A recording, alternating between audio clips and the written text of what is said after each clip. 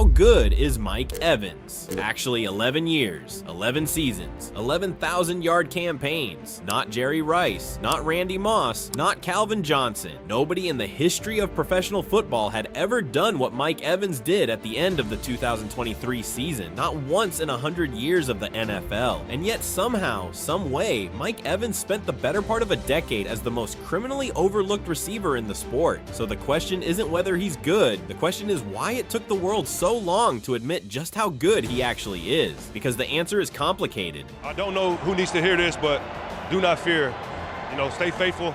God got you. And it starts a long way from Raymond James Stadium, Galveston, Texas, 1993. Mike Evans is born to a 14-year-old mother. The city sits on a barrier island off the Gulf Coast, battered by storms, overlooked by the state. Not exactly the place you'd expect a future NFL legend to come from. When Evans was 9 years old, his father was shot and killed by his uncle while he slept in a nearby bedroom. His uncle had grown tired of watching Mickey Evans beat his sister. Evans' mom, 9 years old, asleep down the hall. Evans said later, "I've grown up experiencing my family going through domestic violence." He didn't say it for sympathy. He said it because it was the truth, and the truth is part of who he became. To really know Evans, you have to understand Galveston. His childhood friends remember a teenager playing basketball and running track at Ball High School. It wasn't until his senior year that he pivoted from the court to the gridiron. 1 year. That's all the football he played in high school before the scouts started calling. 1 year in a frame that looked like it had been built in a lab. 6 feet 5 inches, 231 pounds, and fast enough to run past anyone. Texas A&M offered him a shot. He took it, and in 2013, he set a school record with 1,394 receiving yards on 69 receptions, earning consensus All-American honors. The NFL draft came calling, and the Tampa Bay Buccaneers selected him with the 7th overall pick in 2014. When the pick was announced, Evans cried, not from shock, from relief, because he could finally give his family a life they'd never had. But here's where the story gets complicated, because arriving in Tampa Bay in 2014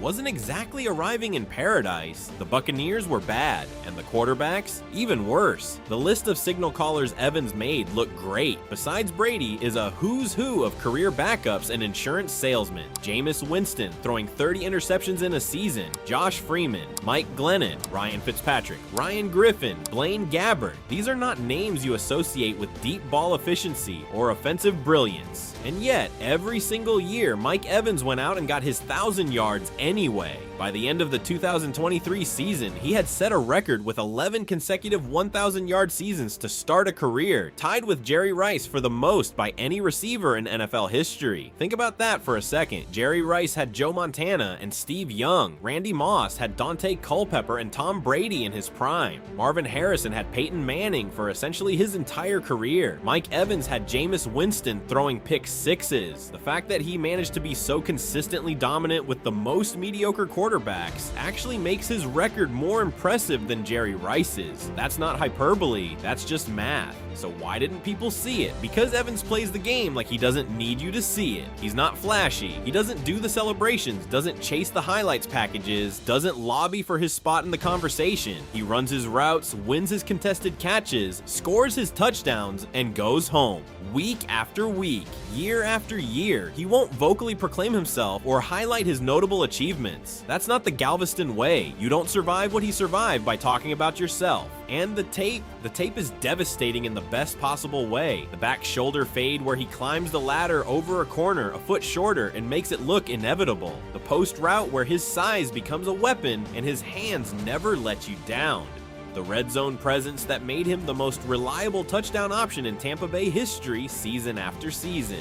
As big as Baker Mayfield has been in Tampa Bay, Evans put these numbers up with 2 years of Hall of Fame quarterback play, one above-average year from Tom Brady, and the wild inconsistency of Jameis Winston for most of his career. Imagine what the numbers look like with stability at quarterback from day one.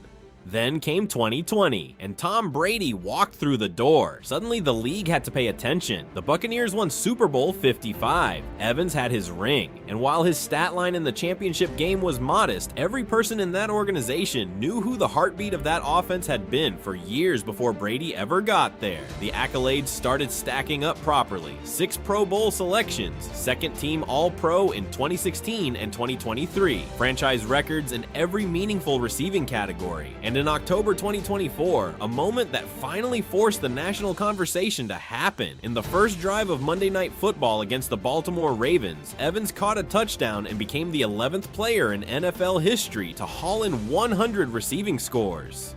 The other 10 names on that list, every single one of them is either already in Canton or will be the moment they're eligible. Antoine Winfield ran over during the post-game interview and interrupted it. He's a legend. He's a Hall of Famer, he said. Antoine Winfield with the play of the game. Tell me from your perspective, what did you see? How did you make that interception? At first, I was in a cloud coverage of cover 2. And I seen the quarterback peek to 1, and I seen 1 screaming down the field. So I did a speed turn, turned around, found the ball, and just caught the ball, made the play.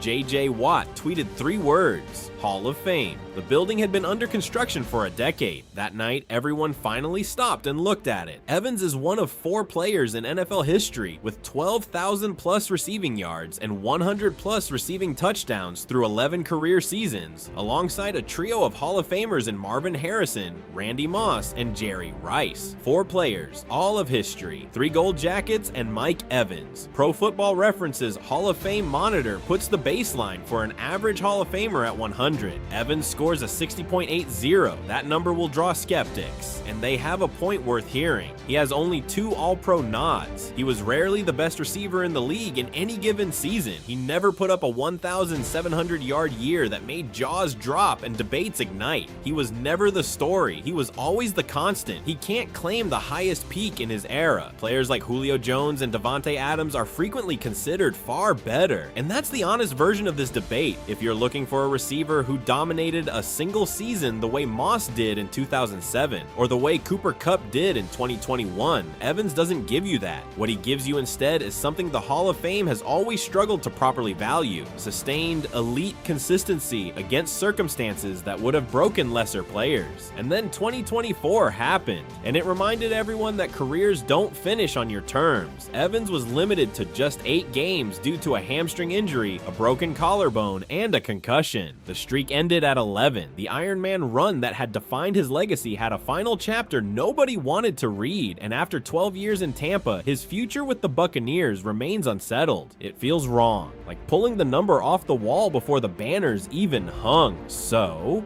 how good is Mike Evans actually? Here's the honest answer. He's not the greatest wide receiver of his generation on a highlight reel. He won't win that argument against Davante Adams or Tyreek Hill or Justin Jefferson. He's not that guy. But he is something those players haven't proven yet, and might never. He is the most quietly, relentlessly, unapologetically consistent receiver the NFL has ever produced. 11 consecutive 1,000-yard seasons, tied with Jerry Rice. Over 12,000 career receiving yards, 100 receiving touchdowns. Built from nothing, built in spite of everything. Built in Galveston with a mother who was 14 when she had him, a father he lost at 9, and a list of quarterbacks that would make most elite receivers disappear.